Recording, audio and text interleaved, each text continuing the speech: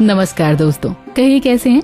Born to be remembered के एक और नए एपिसोड में बबीता जैन आप सभी का स्वागत करती है। आज इतिहास के पन्नों की जिस खास घटना के बारे में हम बात कर रहे हैं वो हमारे देश के लिए बेहद ही खास है। दरअसल आज वो दिन है जब वर्ष 1949 यानी कि 1949 में भारतीय संविधान को संविधान सभा द्वारा पूरे बहुमत के साथ स्वीकार किया गया था, जबकि इसे पूरी तरह से लागू किया गया 26 जनवरी सन 1950 से। 26 जनवरी का दिन इसलिए चुना गया था क्योंकि इसी दिन वर्ष 1930 यानी 1930 में पूर्ण स्वराज की घोषणा की गई थी। On and from this, the 26th day of January 1950, India, that is Bharat, shall be a sovereign, democratic republic, and the Union and its component parts, the states, shall exercise all powers and functions of government and administration in accordance with the provisions of the said Constitution.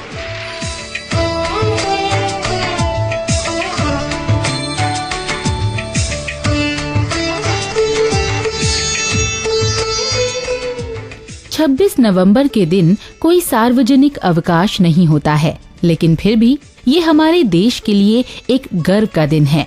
इस दिन का महत्व किसी मायने में गणतंत्र दिवस से कम नहीं है। भारतीय संविधान ने देश को संप्रभुत्व, समाजवादी, धर्मनिरपेक्ष, लोकतांत्रिक गणराज्य, भाईचारा, न्याय, समानता व अभिव्यक्ति की स्वतंत्रता जैसे कई अधिकार दिए हैं, जो एक अच्छे व सभ्य समाज का निर्माण करने में महत्वपूर्ण होते हैं। डॉक्टर भीमराव जी अंबेडकर को भारतीय संविधान का जनक कहा जाता है। मैं यहाँ पर संविधान की अच्छाइयाँ गिनाने नहीं जाऊंगा, क्योंकि मुझे लगता है कि संविधान कितना भी अच्छा क्यों न हो, वो अंततः बुरा साबित होगा अगर उसे इस्तेमाल में लाने वाले लोग बुरे होंगे, और संविधान कितना भी बुरा क्यों न हो, वो अंततः अच्छा साबित होगा अगर उसे इस्तेमाल में लाने वाले लोग अच्छे होंगे।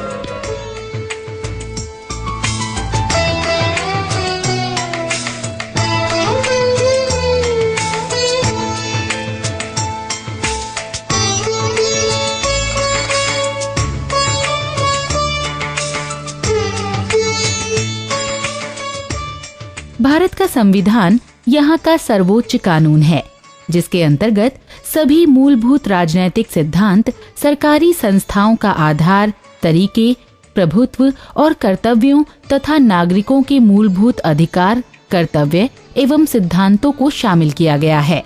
हमारा संविधान विश्व के सभी संप्रभुत्व वाले देशों में से सबसे बड़ा है। आधिकारिक रूप से हमारा संविधान हिंदी व अंग्रेजी दोनों ही भाषाओं में मौजूद है। संविधान सरकार की संसदीय प्रणाली का अनुगमन करता है और विधानसभा के प्रति उत्तरदायी होता है। संविधान के आर्टिकल 74 के अंतर्गत प्रधानमंत्री को सरकार का मुखिया बताया गया है, जबकि आर्टिकल 52 और 63 के मुताबिक देश के राष्ट्रपति व उपराष्ट्रपति के अधिकारों को शामिल किया गया है। हमारे संविधान की प्रकृति संघीय है। इसका मतलब ये है कि यहाँ हर राज्य व केंद्र शासित राज्य की अपनी अलग सरकार होती है। साथ ही संविधान के 73वें व 74वें संशोधन में गांवों में पंचायती राज और नगर पालिकाओं के गठन को भी मंजूरी दी गई है, जबकि आर्टिकल 370 के तहत जम्मू कश्मीर को कुछ खास प्रशासनिक व राजनैतिक अधिकार प्रदान किए गए हैं। भारतीय संविधान की सबसे बड़ी उपलब्धि ये है कि पिछले 60 साल से ज़्यादा वो अक्षुण्ण रहा है, चलता रहा है, और जो देश के सामने बहुत सारी समस्याएं आई, बाह्य आक्रमण की, आंतरिक डिस्टर्बेंसेस की, उन सब को संविधान के अंतर्गत बगैर संविधान को ताक पर रखे हुए उनको सुलझाया गया। हम इस कारण से इस संविधान को तैयार कर पाए क्योंकि इसके पहले 100 साल का संघर्ष रहा था। 100 साल का नहीं, कोई 75 साल का संघर्ष रहा था, जिसमें कि हम अपनी राष्ट्रीयता के जो सिद्धांत हैं और जो पहचान है उसको, उसकी पूरी जानकारी हमने ली कि जो भी जात के हो आप, जो भी धर्म के हो आप, नास्तिक हो या नहीं, यदि आप अपने को हिंदुस्तानी समझते हो तब आप हिंदुस्तानी। इस तरह से कुल मिलाकर भारतीय संविधान एक बेहद ही विस्तृत, लिखित व लचीला संविधान है, जिसमें हर नागरिक को अपनी तरह से जीवन जीने की स्वतंत्रता है। ऐसे में ये हमारा फर्ज है कि हम सभी अपने संविधान का सम्मान करते हुए ही अपने कर्तव्यों को पूरा करें।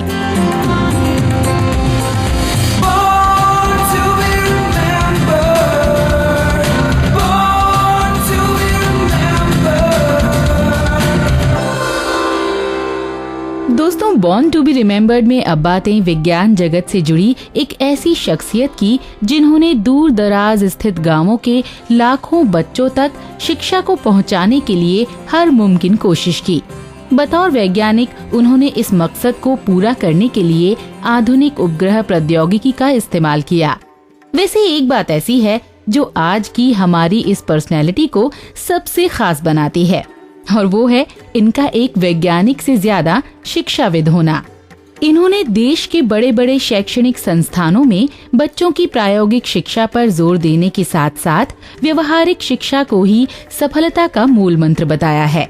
ये नाम जितना शिक्षा जगत के लिए खास है, उतना ही खास है विज्ञान जगत के लिए भी।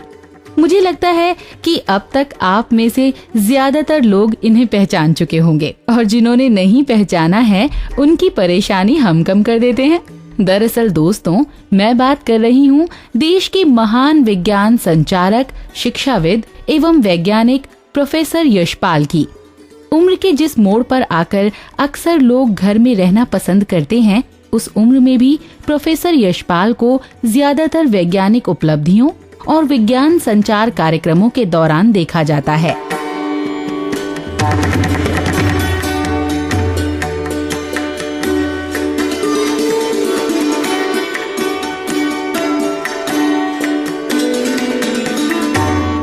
इनका जन्म आज ही के दिन वर्ष 1926 में अविभाजित पंजाब में हुआ था। जिस वक्त प्रोफेसर यशपाल अपनी स्नातक पूरी कर रहे थे, उस वक्त देश में शिक्षा का ढांचा बहुत बेहतर नहीं था।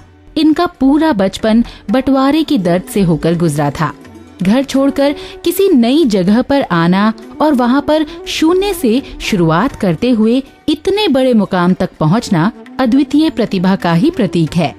यशपाल जी ने दाखिला जरूर पंजाब विश्वविद्यालय में लिया था, लेकिन वहां पर नियमित कक्षाओं की सुविधा नहीं थी। भौतिकी व अन्य विज्ञान विषयों के लिए तो बिल्कुल भी नहीं। ऐसे में इन्होंने दिल्ली विश्वविद्यालय के कुछ प्रोफेसर्स की मदद से यहीं के कैंपस में एक कमरे से कुछ साथियों के साथ अपनी एजुकेशन पूरी की और विज्ञान में अपनी नींव को मजबूत बनाया। I think human animal learns best from other human animals or other animals. That is why we have schools and colleges and universities. Otherwise, we should have had only libraries and asked people to work in libraries. That is why great music is created in a few places where there is a great musician and teacher around. That is why the guru and the ustad is still important. MSc के बाद professor Yashpal ने अपने career की शुरुआत मुंबई स्थित Tata institute of fundamental research से की और फिर यहीं से वर्ष 1958 यानी 1958 में वो भौतिकी में पीएचडी करने के लिए मैसाचुसेट्स इंस्टीट्यूट ऑफ टेक्नोलॉजी गए। लौटने के बाद वो फिर से Tata institute of fundamental research के साथ जुड़ गए। वर्ष 1972 यानी 1972 में जब भारत सरकार ने अंतरिक्ष विभाग की स्थापना की, तब वर्ष 1973 में प्रोफेसर यशपाल को अहमदाबाद स्थित स्पेस एप्लीकेशन सेंटर का पहला निदेशक चुना गया।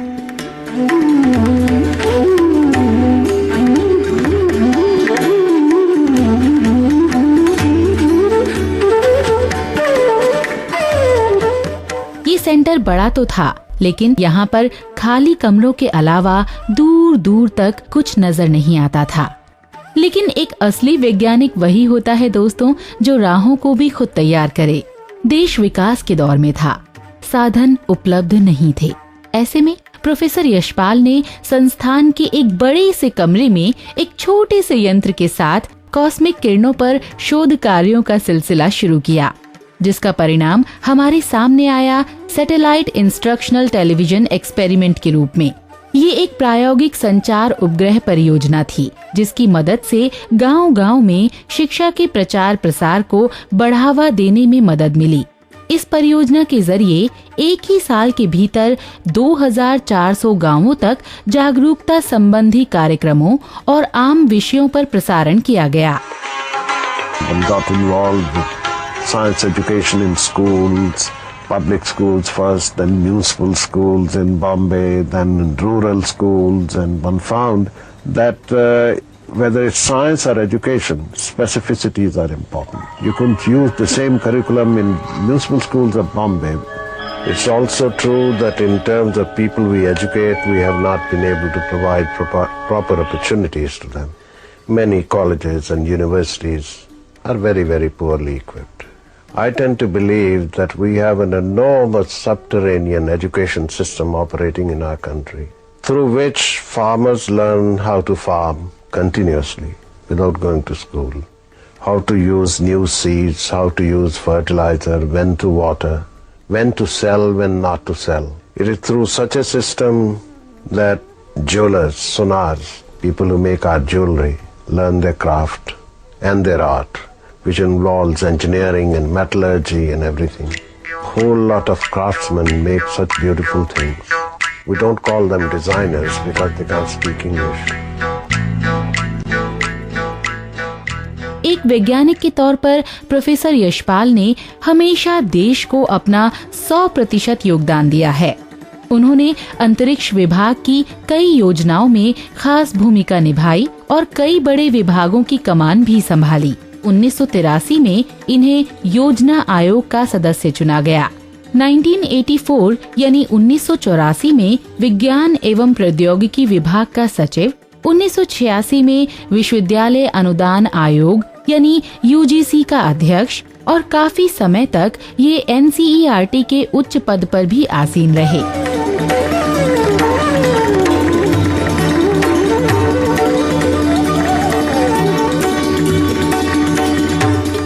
प्रोफेसर यशपाल ने स्कूली शिक्षा, उच्च शिक्षा और विज्ञान संचार के क्षेत्र में अब तक अपना अमूल्य योगदान दिया है। 1970 यानी 1970 के दशक में इन्होंने स्कूली बच्चों के बैग का बोझ कम करने के लिए गठित की गई कमेटी की अध्यक्षता की, जिसे भारतीय शिक्षा कार्यक्रमों में आज भी लर्निंग विदाउट बर्डन के नाम से जाना जाता है। वर्ष 2009 यानी 2009 में उच्च शिक्षा के लिए गठित की गई कमेटी की अध्यक्षता करने के दौरान प्रोफेसर ने शिक्षा के ढांचे में शुरुआत से लेकर आखिरी तक कई बदलावों को सामने रखा। विज्ञान संचार के क्षेत्र में प्रोफेसर यशपाल एक ऐसी छवि हैं जिन्होंने विज्ञान को आम आदमी से जोड़ने का कार्य किया है। उन्होंने बच्चों को अंकों के बोझ से दूर रखने और उनमें प्रश्न पूछने की भावना को जागृत करने पर जोर दिया। उनका मानना हमेशा से यही रहा है कि विज्ञान बेहद ही रोचक विषय है, बस इसे सही से समझने की जरूरत है। इसकी भाषा जितनी सरल होगी, विषय का आनंद उतना ही बढ़ता जाएगा।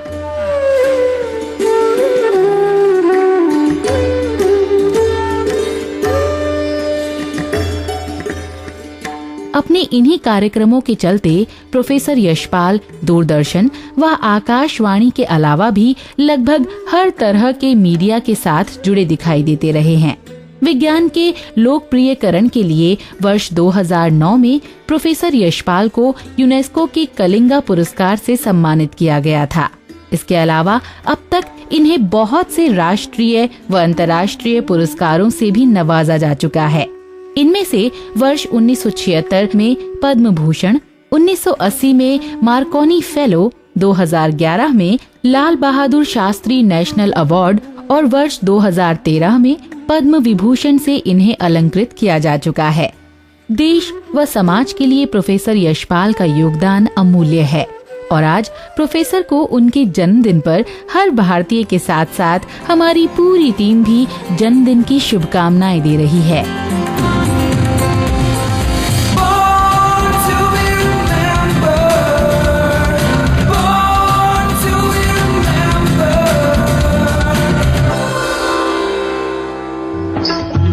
मेरो गाम काठा पारे जा दूध नदिया बाहे जा कोयल तो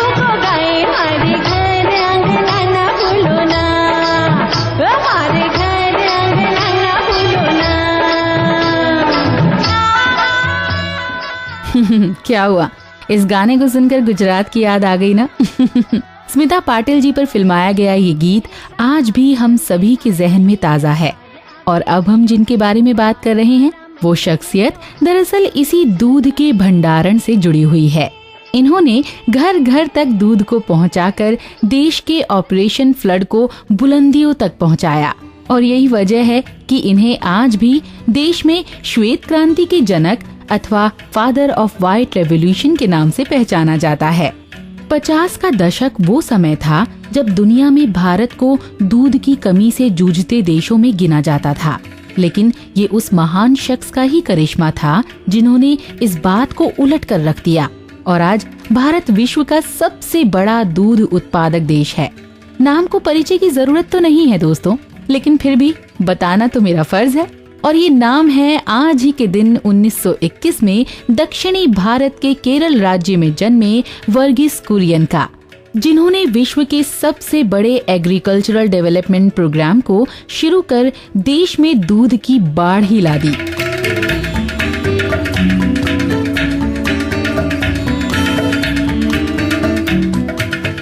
और उनके इस योगदान के लिए ही इन्हें विश्व प्रतिष्ठित रमन मैग्सेसे पुरस्कार से भी नवाजा गया था। मात्र 27 साल की उम्र में वर्गीस ने अमेरिका की मिशिगन स्टेट यूनिवर्सिटी से मेडिकल इंजीनियरिंग में अपनी मास्टर्स पूरी की और भारत वापस लौटे। यहाँ आकर इन्होंने भारत सरकार के डेयरी विभाग के साथ काम करना शुरू कर दिया। वर्गीस जी की नसों में खून अभी नया था और शायद इसीलिए दूध और पोषण की कमी से जूझते लोगों का दर्द इन्हें रास नहीं आया। इन्होंने इस तस्वीर को बदलने का फैसला किया। वर्गीस जी ने अपने प्रयासों को पूरी तरह से अमल में लाने के लिए नौकरी छोड़ दी और गुजरात में मिल्क प्रोड्यूसर्स यूनियन लिमिटेड के साथ बतौर चेयरमैन जुड़ गए।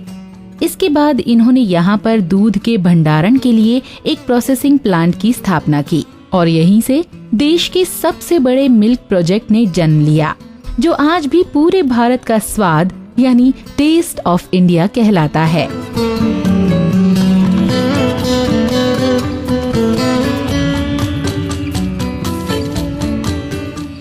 इस प्लांट में ऐसी तकनीकों का इस्तेमाल किया गया जिनकी मदद से दूध लंबे समय तक सही बना रहे और देश के कोने कोने तक पहुंच सके। ये एक ऐसा मॉडल था जिसमें कोई बिचौलिया नहीं था। किसानों का प्लांट किसान ही चला रहे थे। डेयरी को सहकारी नाम से जोड़ा गया। देश भर के किसान इस सहकारी दूध डेयरी से जुड़ने लगे और देखते ही देखते भारत में दूध उत्पादन की तासीर व तस्वीर बदलती चली गई। वर्गीस कुरियन के इस सफल प्रयास को देखने के बाद तत्कालीन प्रधानमंत्री लाल बहादुर शास्त्री जी ने राष्ट्रीय डेयरी विकास बोर्ड की स्थापना की, जिसके बाद गुजरात से शुरू हुआ ऑपरेशन फ्लड पूरे देश में फैलने लगा। इतने बड़े लेवल पर काम करने के बावजूद डॉक्टर वर्गीस जी का व्यक्तित्व एक आम आदमी जैसा ही रहा। वो हमेशा किसानों और दूसरे गरीबों से जुड़े नजर आए। और पता है दोस्तों, सरकारी नौकरी छोड़ने के बाद जब इन्होंने ऑपरेशन फ्लड की शुरुआत की थी, तब इन्होंने प्लांट के गैरेज में ही अपने रहने की व्यवस्था की थी ताकि वो सभी के करीब रह सके और उन्हीं की तरह जीवन जी सके। डॉक्टर वर्गीस कुरियन जी को उनके तमाम सफल प्रयासों के लिए Padmashri, Padma Bhushan, Padma Vibhushan, Krishi Ratna award, world food prize, international person of the year जैसे कई राष्ट्रीय व अंतर्राष्ट्रीय पुरस्कारों से नवाजा गया। उन्होंने हमेशा ही अपने सभी सम्मानों का असली हकदार किसानों को ही बताया। उनका कहना था कि ये दूध मैं नहीं बल्कि देश के लाखों किसान पैदा कर रहे हैं और इसीलिए उनके स्थान पर मैं ये सम्मान स्वीकार कर रहा हूँ। डॉक्टर कुरियन ने अपने ज्ञान से न सिर्फ देश को दूध उत्पादन में अव्वल बनाया, बल्कि मिल्क प्रोडक्ट्स के लिए भी आज पूरी दुनिया में भारत का नाम सबसे ऊपर आता है। वैसे जिस वक्त इन्होंने भैंस के दूध से पाउडर तैयार किया था, उस वक्त सभी देश ये देखकर हैरान भी हुए थे, क्योंकि इसके पहले तक हर देश पाउडर मिल्क के लिए गाय के दूध का ही इस्तेमाल करते थे। What we have done in Anand is to involve the milk producers. By doing so, we could achieve the status of the largest milk producing country in the world. To all those who made this possible. Gujarat से शुरू हुए operation flood को मशहूर निर्माता निर्देशक श्याम बेनेगल ने बड़े पर्दे पर अपनी फिल्म मंथन के जरिए दिखाया और फिर इस फिल्म को देखने के लिए लोगों का जो हुजूम उमड़ा वो अब तक किसी ने नहीं देखा था। हजारों की संख्या में किसान इसे देखने पहुंचे और फिल्म ने सफलता के कई आयामों को छुआ। UNDP यानी यूनाइटेड नेशंस डेवलपमेंट प्रोग्राम ने इसी फिल्म के जरिए लैटिन अमेरिका में कोऑपरेटिव की शुरुआत की थी। घर घर तक दूध के पैकेट के रूप में हमारे बीच पहुंचने वाले डॉक्टर कुरियन हमेशा ही देश के विकास के साथ जुड़े नजर आएंगे और आज इनकी जयंती पर हम सब उन्हें तहे दिल से सलाम करते हैं।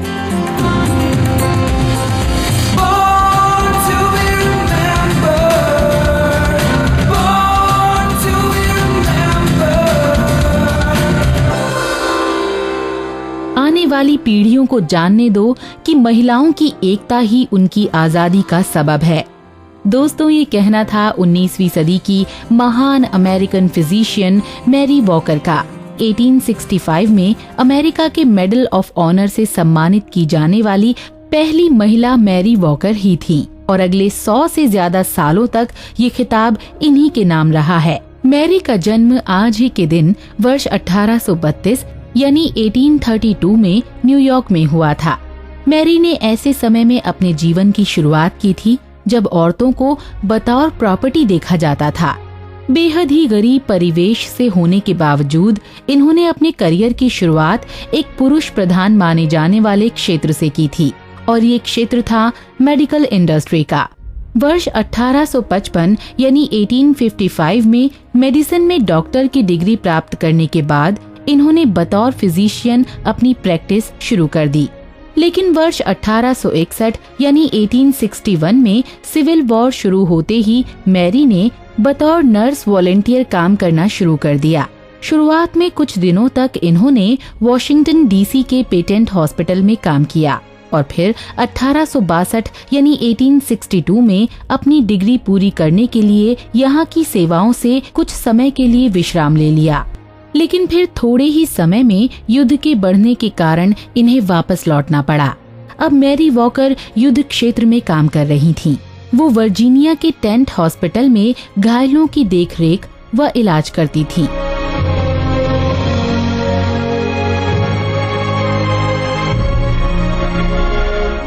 लेकिन कई बार उन्होंने युद्ध में घायल होने वाले उन लोगों की मदद भी की जो दूसरे दल से यानी जॉर्जियंस थे।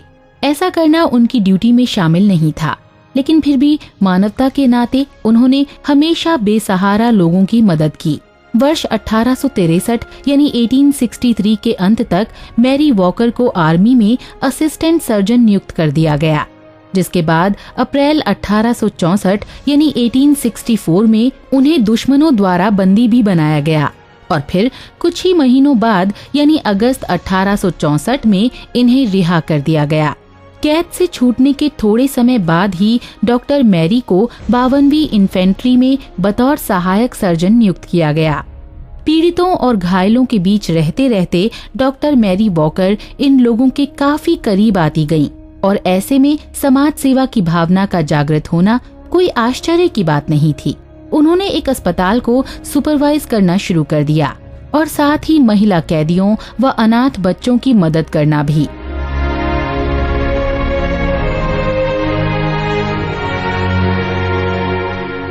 जून 1865 यानी 1865 में मैरी वॉकर सरकारी नौकरी से सेवानिवृत्त हुई और थोड़े ही समय बाद जून 1865 में इन्हें उनकी खास उत्कृष्ट सेवाओं के लिए कांग्रेशनल मेडल ऑफ ऑनर से नवाजा गया। ये सम्मान प्राप्त करने वाली मैरी वॉकर पहली महिला थी। सिविल वॉर के दौरान चिकित्सा से जुड़ी सुविधाएं मुहैया कराने के अलावा डॉक्टर मैरी वॉकर ने महिलाओं के अधिकारों और उनकी वेशभूषा जैसे मुद्दों पर भी अपनी आवाज बुलंद की थी। मैरी वॉकर की जिंदगी में वर्ष 1917 यानी 1917 ऐसा साल रहा जिसके बारे में किसी ने नहीं सोचा था। उन्हें जिस मेडल ऑफ ऑनर से सम्मानित किया गया था उसे वापस ले लिया गया और इसकी वजह ये थी कि यूएस सरकार ने मेडल ऑफ ऑनर के क्षेत्र में कुछ परिवर्तन कर दिए थे। लेकिन फिर भी मैरी ने इस सम्मान को कभी भी अपने से अलग नहीं होने दिया। इस घटना के 2 साल बाद 21 फरवरी 1919 को जब इनकी मृत्यु हुई, तब राष्ट्रपति जिमी कार्टर ने खुद इस सम्मान को उनके नाम पर सुनिश्चित किया।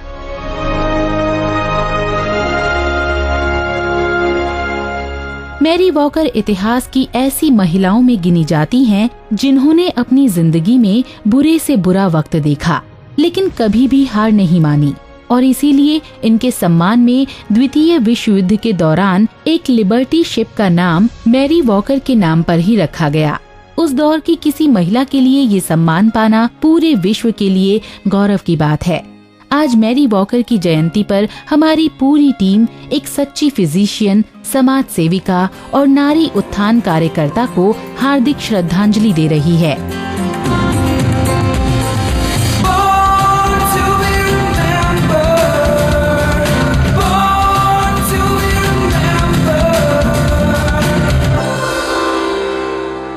तो दोस्तों, इतना समय साथ बिता लिया हम लोगों ने कि अब जुदा होने का मन नहीं करता। चलो कोई बात नहीं, हम जुदा नहीं हो रहे हैं, ये समझ लीजिए कि हम एक छोटा सा ब्रेक ले रहे हैं। तो अपनी दोस्त बबीता को यहीं पर दीजिए इजाजत। बहुत जल्द फिर से मिलते हैं। नमस्कार। मैं बनना चाहूँ जैसा पर शायद सपनों में, मैं उड़ना चाहूँ जैसा पर शायद सपनों में।